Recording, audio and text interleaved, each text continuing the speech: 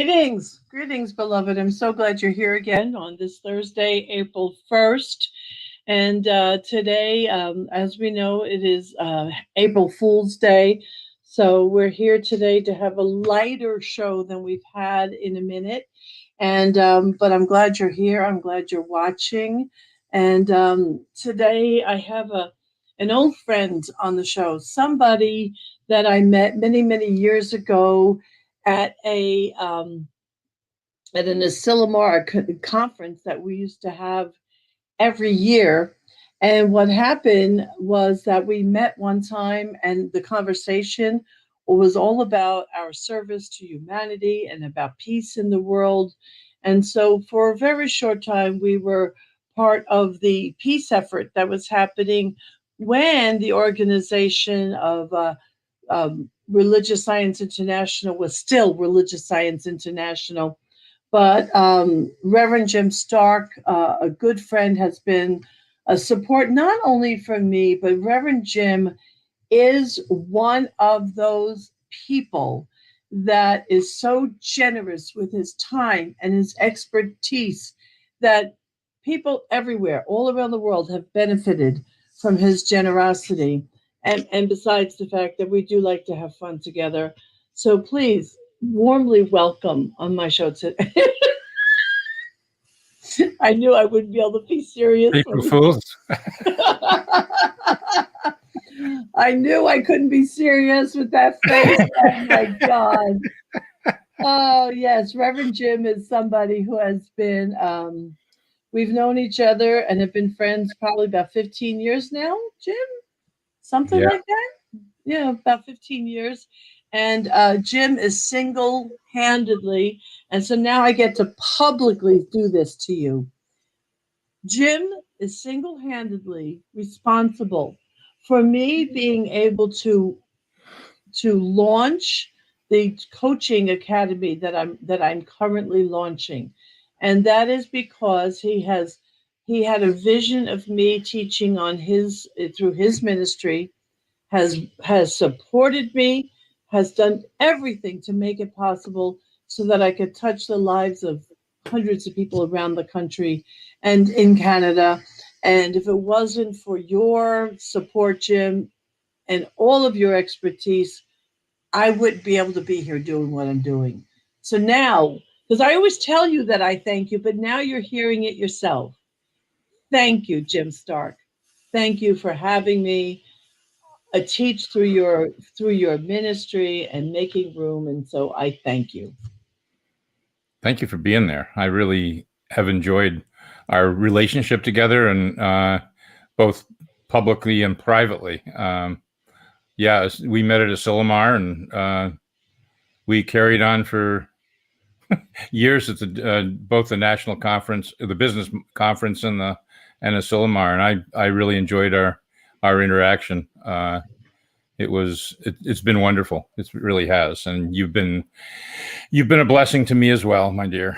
A blessing to me as well. Thank you. No, thank you, Jim. For the people that might be watching, tell them about your ministry, what you do, and what a focus minister and ministry is. Let's create a little context for everyone who might be viewing this.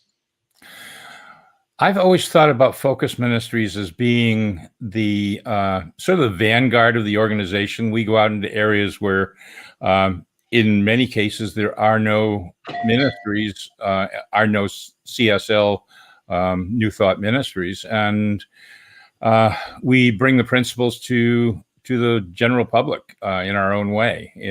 Sometimes it's in more of a in less of a religious way, less of a spiritual way, and more of a secular. Is that what you thank mean? you. Thank you. We all have to help each other. Feel free to finish my sentences for me.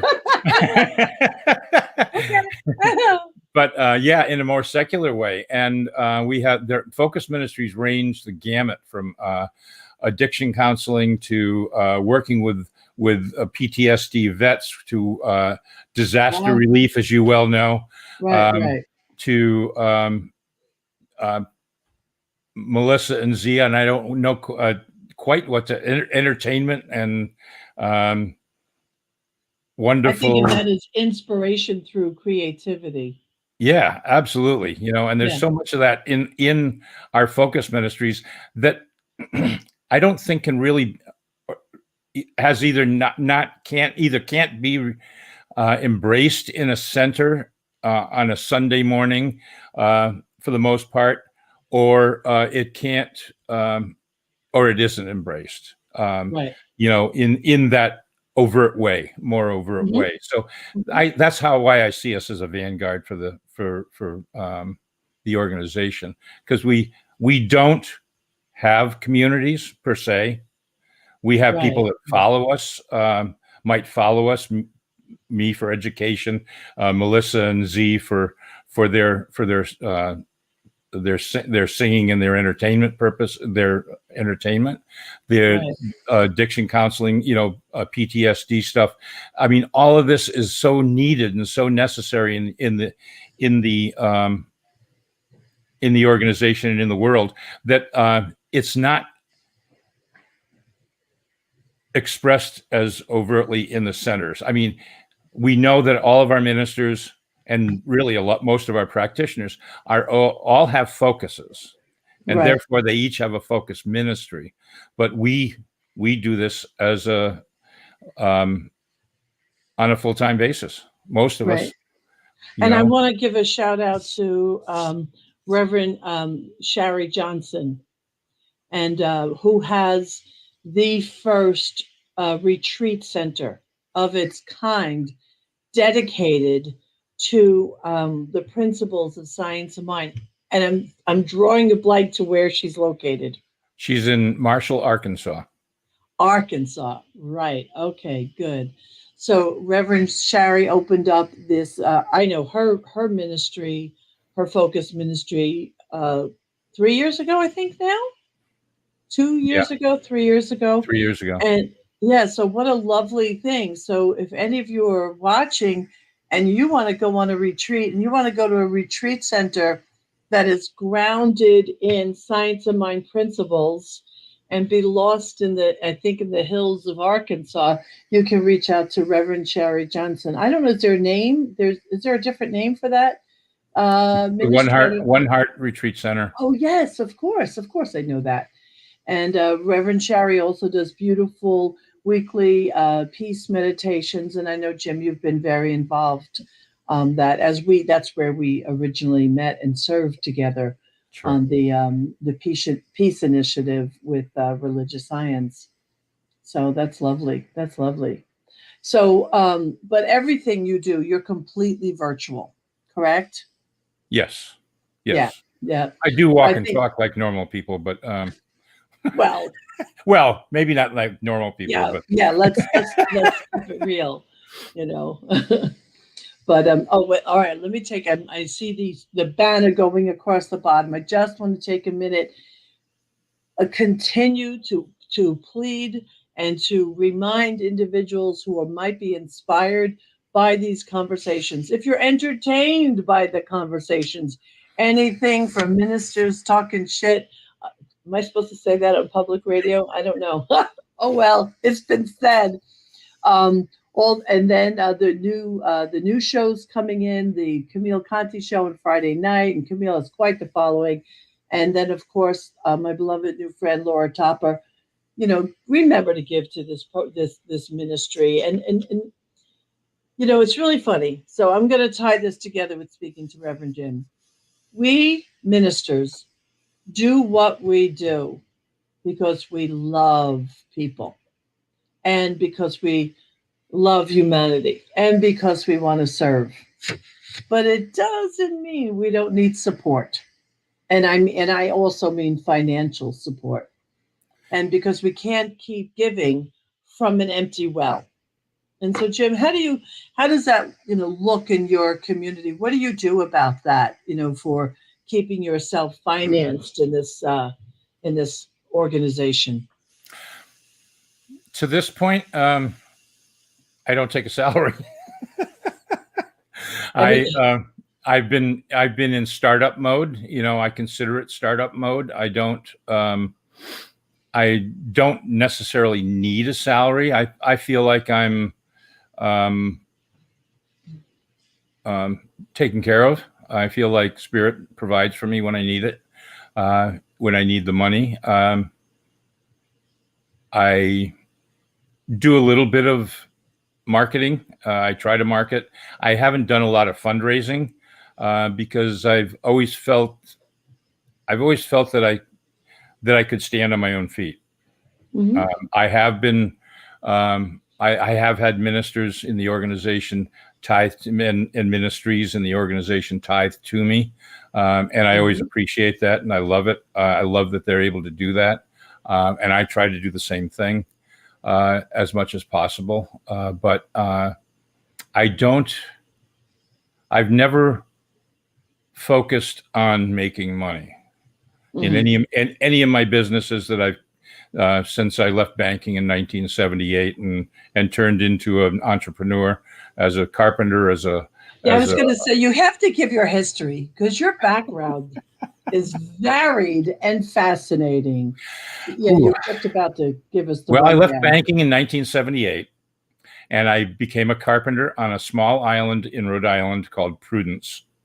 And the year-round population of Prudence Island was 110 people at the time. 100 of those were over the age of 65, and the other 10 of us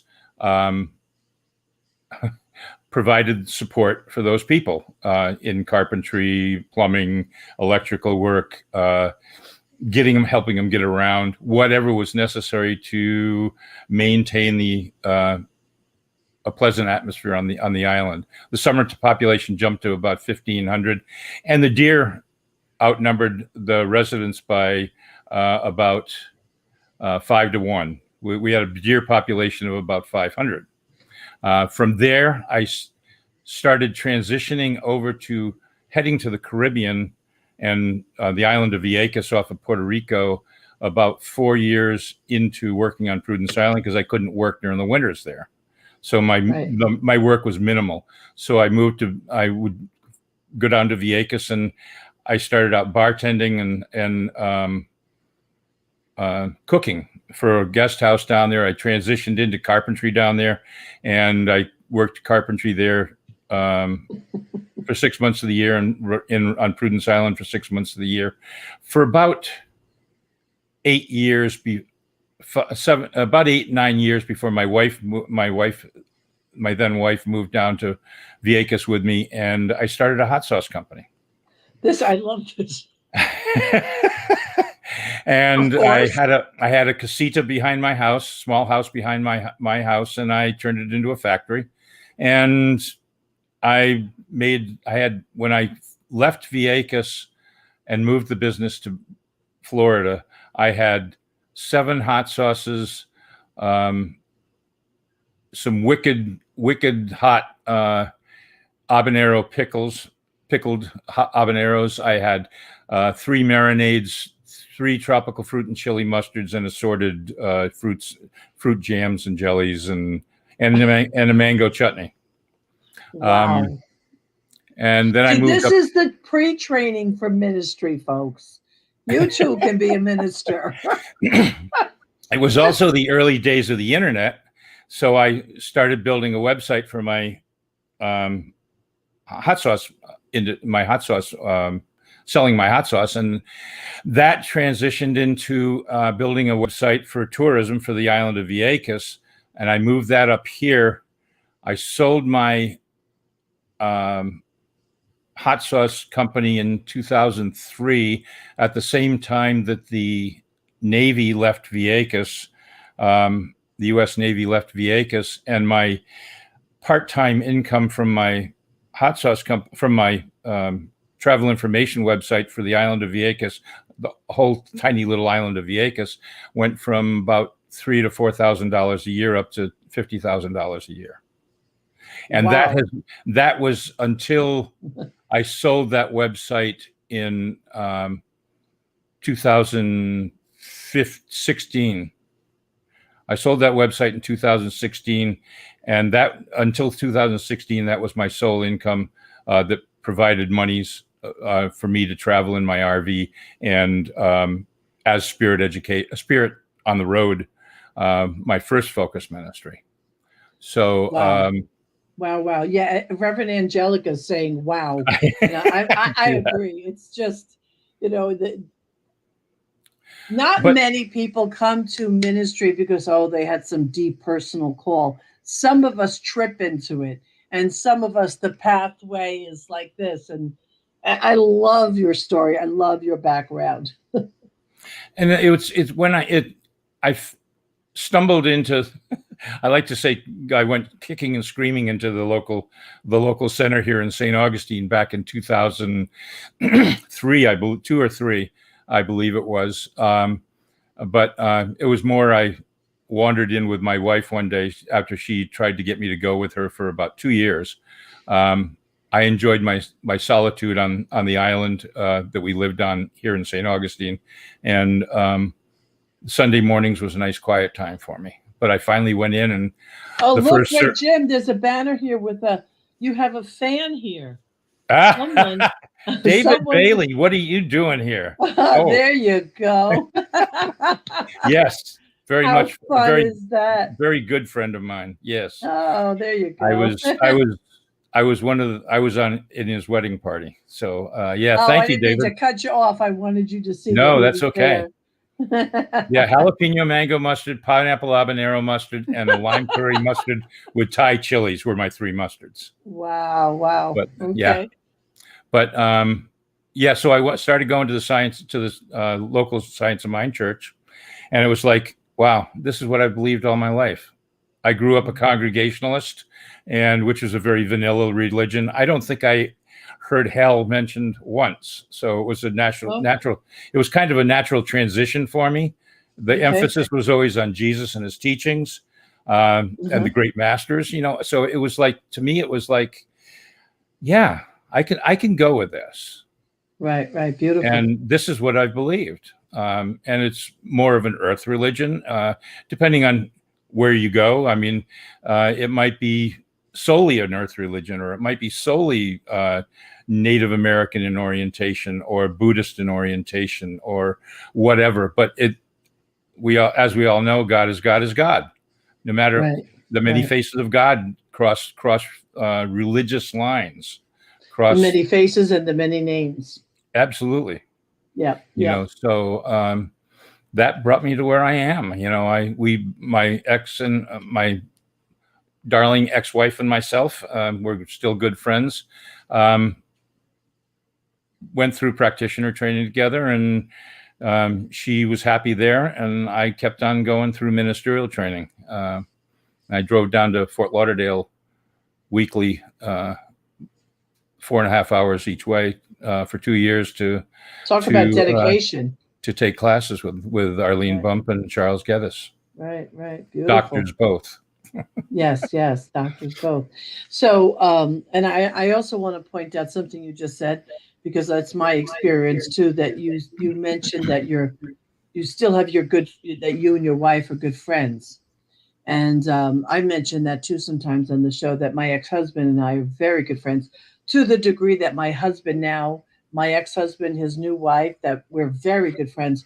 We all vacation together. We have holidays together. Matter of fact, Easter Sunday, we will be dining together with the entire family. And I want to point that out, because I think that is something that's very beautiful and is possible for individuals who choose to take responsibility in their lives. So I applaud you, Jim, as another couple that has managed to keep a friendship alive, and that, like I do, that the opposite of, or divorce does not have to mean hatred. It doesn't have to mean finding fault. It just means you're complete. Sometimes You're just complete, right? Absolutely. Yeah. I don't like the word hate, because I don't think I can really hate somebody. I can be really pissed off at them, if I can use that word. For a few minutes. You already gave me the introduction. But I anger doesn't hold with me for very long. Anger, and this, I think this was one of Diana's biggest challenges with me was I would get angry about something, and within 10 minutes it was gone. Okay. Within 10 minutes it was gone. It was like, I don't see, there is no reason, there's nothing to gain from being angry with someone. Right. Because it's something in me that triggered anger from the other person. And it's something in me that I have to deal with. Right. It's not the other person. Even forgiving the other person, that person can say, what are you forgiving me for? I didn't hate you. I think as conscious humans, and hopefully everything that I've said on I guess my show began back in November, and hopefully the message I've been given all along is to be conscious in our life in all ways, all the time, which means practicing forgiveness, which means not finding fault, which means not judging. And so if you live by those principles, you can still have that kind of relationship. Still have that kind of relationship. I have a special guest that is about to step into my office here. And since it's April Fool's Day, I'm going to let it happen. It's my granddaughter. I'm going to let her come in for a minute and say hello. She'll be coming in, strolling in the door. We live down the road, and come on, Lila, come say hello. But you can't stay for long. Say hi to everybody. Hi. Hey, Lila. Welcome. You only see one person, but you're actually on Facebook. Live live on Facebook. Here, I'll show you. You're live on Facebook. Well, it'll come up in a second. There's a little bit of a delay. So, did you do any tricks with Mommy because it's April Fool's Day? No. No. There you are. See? Yeah. She did not put any things on her. She did not put it on the calendar. She didn't put April Fool's on the calendar? Go ask Pop-Up for an idea of what to do. All right, give me a kiss. Here. Give me a kiss. Love you. Bye. How long until you're done with it? A little bit more. Not too much longer. That's my friend who's actually in California saying hi to you.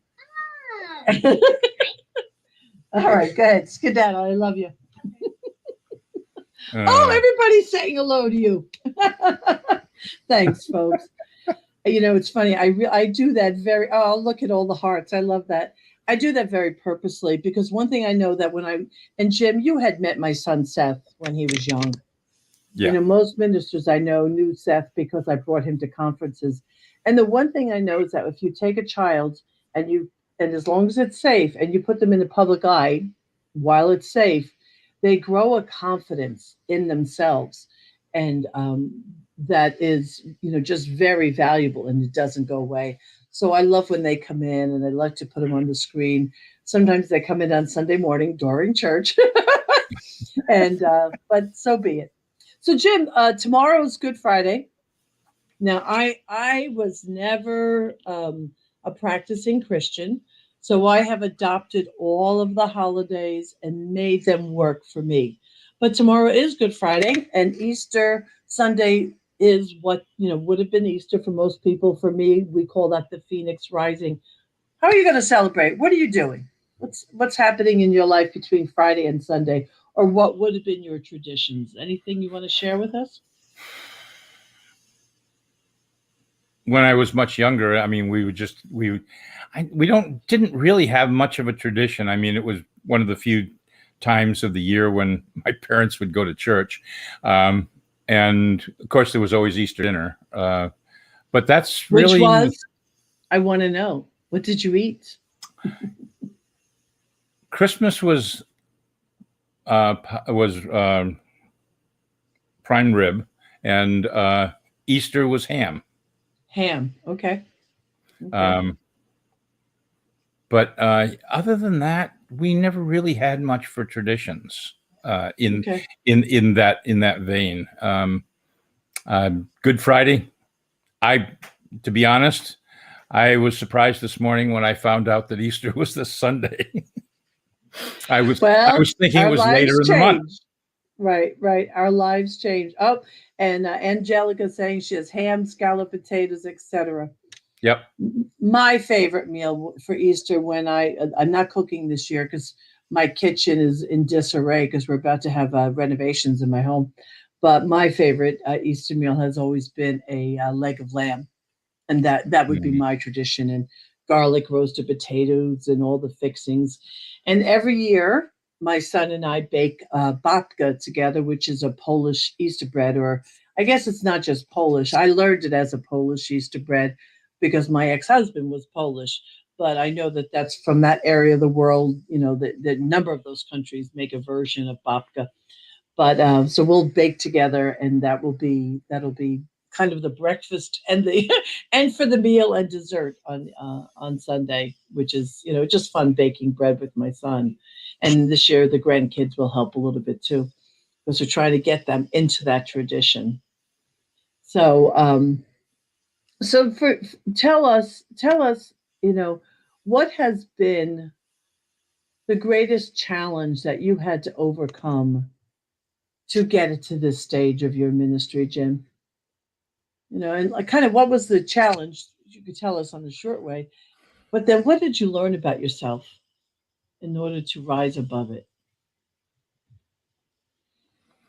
Gosh, I wish you had given me a heads up on that one.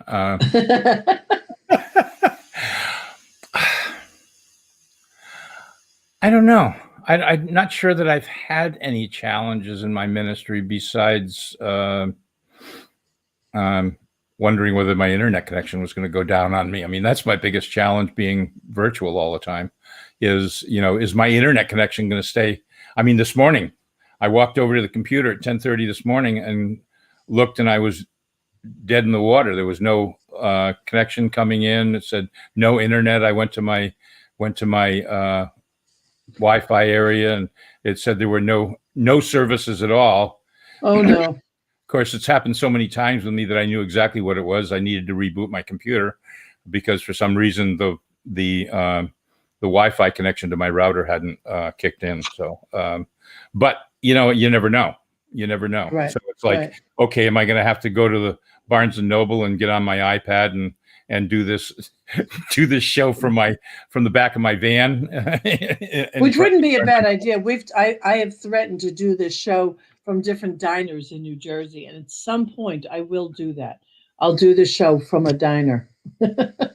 It'll give it a different perspective. It'll give it a different For perspective. sure. So if you haven't really had a challenge, then tell me, what has been the greatest gift? What has been the greatest gift of coming into Science of Mind and having that relationship with Science of Mind develop into your ministry? Tell me that.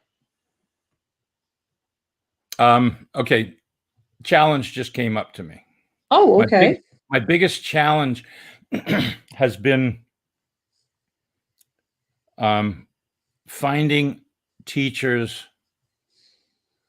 who are visible and known within the organization, that people will take classes from, because they don't, at a center, you have a captive audience. At a center, you have your ministers and your practitioners are the focal point. Right. But in the right. larger community of however many 400, 500 churches and 43 focus ministries and 12 or 15 or whatever it is teaching chapters, most of the ministers limit themselves to their small organizations, and they don't reach out to a larger community through social media and social media primarily, and get known. I mean, not everybody's as crazy as I am. Not everybody's as crazy as you are. least not intentionally. Well, thanks. Let's do a quick commercial here too, because in a couple of weeks, Reverend Jim is once again going to be hosting me in Spirit Education, and I will be bringing to his ministry the shadow class that I developed. It's called Dancing with the Shadow, and it is shadow work, but with prayer treatment. It is stunning and beautiful, and we have done that together. He has hosted me a number of times now. So you can find out from revjerseygirl.com at gmail.com if you want to reach out to me or Reverend Jim, because as I said before, if it wasn't for Jim, I wouldn't be here. Although and I'm always happy to teach on his through his ministry, my forgiveness classes and other classes. It's been wonderful. So if there are ministers out there listening, it is an incredible experience to take what you know and then bring it to a new audience. It's very freeing and fun and exciting, and it most definitely grows your audience. And face it, now we're all virtual. Yeah. Right. And what I like about your courses are that is that the two courses you teach with me, No Mud, No Lotus, and it's more general variant. Forgive to Live. I know you always Live Free. And Don't Stop the Carnival. Dancing with the Shadow. I almost said Dancing with Wolves are that they complement themselves. Yeah. Because forgiveness, what limits us in life is not being able to forgive ourselves. It's not about the other person. Right. It's about forgiving ourselves. And the shadow work that you do, going into your dark side, helps put you back in balance. And helps give you that ability to be able to forgive yourself and the other. Right. Whatever that is. Yeah. And it's very valuable. It's been fun, and we do have fun, and we create. Last night I had an introduction to my coaching academy, and there were some people that came on to find out about it, and these were people that I met because you have hosted us. And I realized as soon as they came on screen, there was such an intimacy that the relationships that get created, and everyone wants to poo-poo virtual. Everyone wants to poo-poo doing things, through Zoom. But the truth is, I have some stunningly beautiful relationships that were started in Zoom rooms and in your classroom specifically, Jim. And so I saw these faces. It was like, oh, that warm, fuzzy, familiar feeling of being in that sacred place with somebody. So if you're a minister and you want to branch out, contact Reverend Jim. Contact him. He's open. If you can bring an audience, he's open to having you. So, oh, you're welcome. No, there was something else I wanted to ask you though. I still want to go back. So that's your challenge. So I still want to ask you, what has been the greatest gift or passion from Science of Mind, and how did that translate into your ministry? The greatest gift from Science of Mind, I guess it gave me an understanding of what I've done throughout my life. For most of my life, it seems, I don't know, maybe I'm just so boring sometimes that people thought of me as seemed to think of me as sort of a rock that they could confide in or have or counsel with, hold counsel with, and it always made me feel a real responsibility to be able to be the best that I could be in. And when I do that, it's really not about me giving advice. It's about helping the other person figure out what they want to do. Because I could tell them, become this or become that. but if it's not their passion, Right. it's not going to work. David Bailey, the I call him young man, he's a lot younger than I am. The young man he's from Cape Cod. He's been an entrepreneur all of his life that I've known him. I mean, he was a chef in Vieques. He was a chef in the States. He was he had a whole bunch of little side hustles, as they're referred to today, painting sneakers with all these little intricate designs that you pay thousands of dollars for today. Picking up kids' sneakers by the busload and painting them up, doing just all sorts of creative little things. Right. I mean, he's living on the Cape now. He does all these creative things with beach glass and with driftwood and things like that. And just he does so much on the side that I don't think it's a side. So, but what is it about him though? Why are you mentioning him? Well, just because I think because of his passion.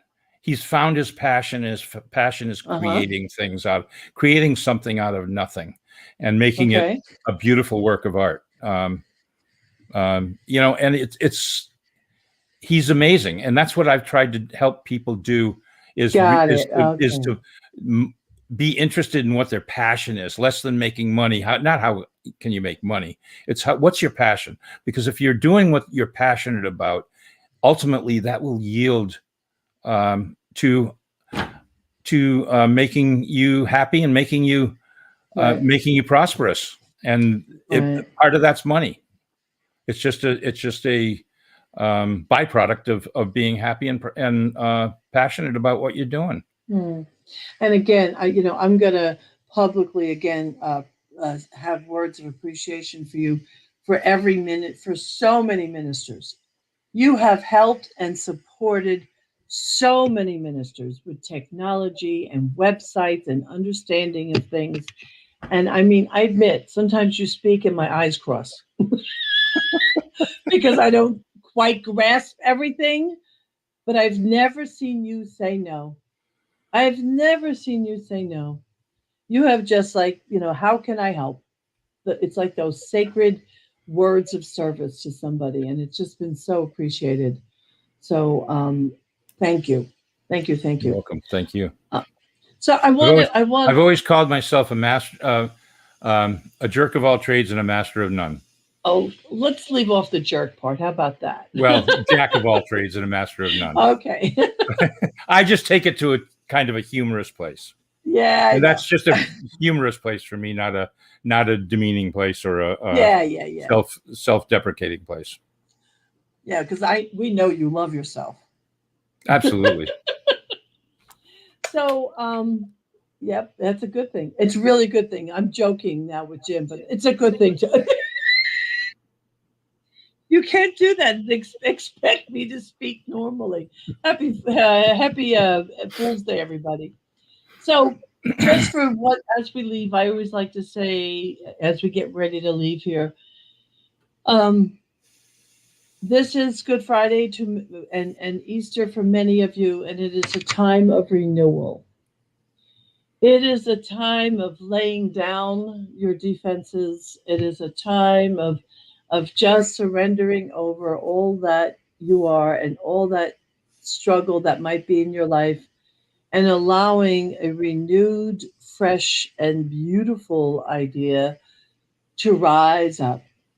So I want to bless everyone watching now or later on. I want to bless you as I do every week, try to leave you with a blessing and to request that you begin to believe in yourself and to believe in that place where God resides within you, maybe more than you ever have before in your life. And that you practice self-love to the nth degree.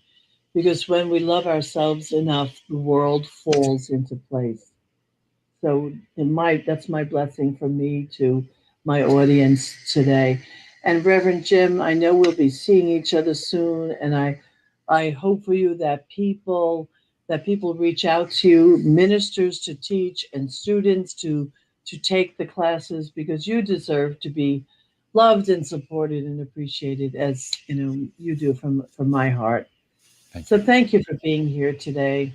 I appreciate you. Once again, it's Spirit Education Virtual Focus Ministry. And this is Reverend Jim Stark. He hails from Florida, but it doesn't matter because he's virtual. He could be anywhere.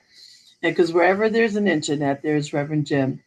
And thank you all. Have a That's a scary holy, thought. a happy, and what? I said that's a scary thought. Really, truly, it is a little creepy, or it can be. Um, Happy holy season to you. Happy holy rising. And I know for all of you that you rise up by right of consciousness on your terms, not by anybody else's. So may love find you around every corner. Be well, be happy, be brilliant. Thank you, Reverend Jim, Thank you, again. And Michelle. remember, give to this ministry, both Reverend Jim's and New Thought Media. They're worthy recipients of your generosity. Much love. Thank you, Jim.